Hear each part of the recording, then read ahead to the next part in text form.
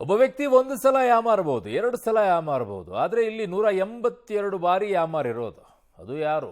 ಓದಿದಂಥವ್ರು, ತಿಳುವಳಿಕೆಯನ್ನ ಹೊಂದಿದಂಥವ್ರು, techie.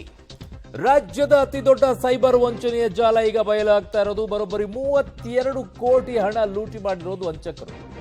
ಎಲ್ಲೋ ಇಟ್ಟಿದ್ದು ಕತ್ಕೊಂಡು ಹೋಗಿರೋದಲ್ಲ. Cyber ವಂಚಕರ ಖಾತೆಗೆ 180ಕ್ಕೂ ಹೆಚ್ಚು ಬಾರಿ ಹಣ ವರ್ಗಾವಣೆ ಮಾಡ್ತಾರೆ. ಅಂದ್ರೆ ಇನ್ನು ಯಾವ ತಲೆ ಇರಬೇಕ್ರಿ ಅದು?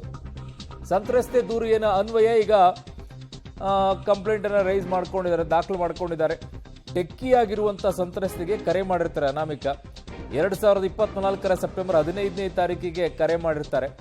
ವಂಚನೆ ಪ್ರಕರಣದ ತನಿಖೆ ಸಿಐಡಿಗೆ ಈಗ ವಹಿಸಿದ್ದಾರೆ. ನೋಡಿ, ಇದಾಗಿರುವಂಥದ್ದು ಫಸ್ಟ್ ಏನೋ ಮಾತಾಡಿದ್ದಾರೆ, ನೋಡೋಣ.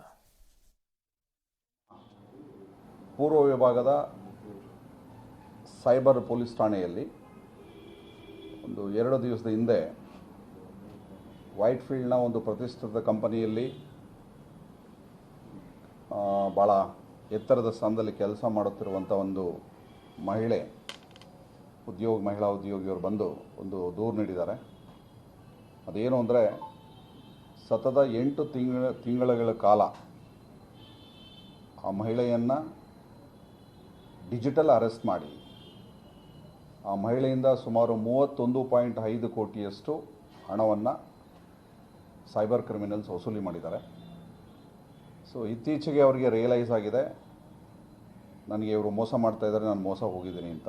ಮೋಡಸ್ ಆಪರಂಡಿ ಏನು ಅಂದರೆ, ಅವ್ರಿಗೆ ಫೋನ್ ಬಂದಿದೆ. ಒಂದು ದಿವಸ ಫೋನ್ ಬಂದಾಗ ಫೋನ್ನಲ್ಲಿ ಅವರು ನಾವು ಡೆಲ್ಲಿ ಏರ್ಪೋರ್ಟಲ್ಲಿ ನಿಮ್ಮದು ಕ್ರೆಡಿಟ್ ಕಾರ್ಡು ಮತ್ತು ನಿಮ್ಮ ಆಧಾರ್ ಕಾರ್ಡ್, ನಿಮ್ಮ ಐಡೆಂಟಿಟಿ ಕಾರ್ಡ್ಸು ಒಂದು ಬ್ಯಾಗಲ್ಲಿ ಸಿಕ್ಕಿದೆ. ಆ ಬ್ಯಾಗಲ್ಲಿ ಡ್ರಗ್ಸ್ ಇದೆ.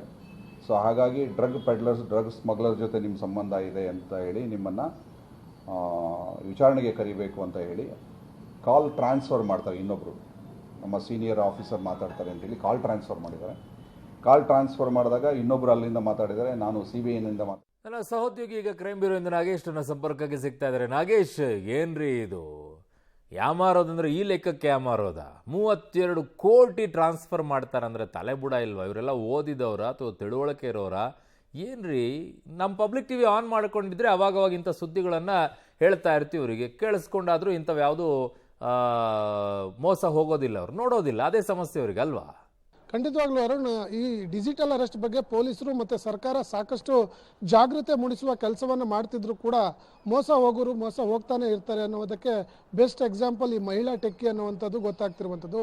ಕಳೆದ 2024 ಸೆಪ್ಟೆಂಬರ್ ತಿಂಗಳಲ್ಲಿ ಈ ಮಹಿಳೆಗೆ ಕಾಲ್ ಮಾಡಿ, ನಿಮಗೆ ಕೊರಿಯರ್ ಬಂದಿದೆ, ಮುಂಬೈಯಿಂದ ಕೊರಿಯರ್ ಬಂದಿದೆ ಅನ್ನುವಂಥ ಮಾಹಿತಿಯನ್ನು ಕೊಡ್ತಾರೆ. ಅದಾದ ಬಳಿಕ ನೆಕ್ಸ್ಟ್ ಸೆಕೆಂಡ್ CBI ಅಧಿಕಾರಿಗಳ ಹೆಸರಲ್ಲಿ ಕರೆ ಮಾಡಿ, ನಿಮಗೆ ನಿಮ್ಮ ಕೊರಿಯರ್ ಬಂದಿರೋ ಕೊರಿಯರ್ನಲ್ಲಿ ಡ್ರಗ್ಸ್ ಮತ್ತು 4 ಡೆಬಿಟ್ ಕಾರ್ಡ್ಗಳು, ಕ್ರೆಡಿಟ್ ಕಾರ್ಡ್ಗಳು ಎಲ್ಲವೂ ಕೂಡ ಇದ್ದಾವೆ ಅನ್ನುವಂಥ ಮಾಹಿತಿಯನ್ನು ಕೊಡ್ತಾರೆ. ಅಯ್ಯೋ, ನಾವು ಬೆಂಗಳೂರಿನವನಾಗಿರುವಂಥ ಕಾರಣಕ್ಕಾಗಿ ನಮಗೆ ಸಂಬಂಧ ಇಲ್ಲ ಅನ್ನುವಂಥ ಮಾಹಿತಿಯನ್ನು ಈ ಮಹಿಳೆ ಕೊಡ್ತಾರೆ. ಅದಾದ ಬಳಿಕ ಮತ್ತೆ ವಿವಿಧ ಕಾರಣಗಳನ್ನು ನೀಡಿ ಮಹಿಳೆಗೆ ಬೆದರಿಸುವಂಥ ಕೆಲಸವನ್ನು ಮಾಡ್ತಾರೆ.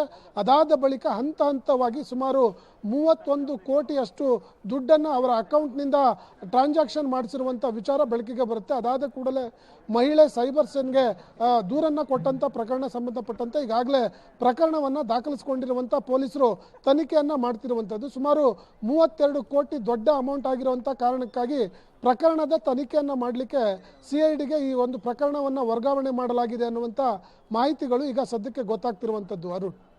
ಓಕೆ ನಾಗೇಶ್, ನಿಮ್ಮೆಲ್ಲ ಮಾಹಿತಿಗೆ ಧನ್ಯವಾದಗಳು.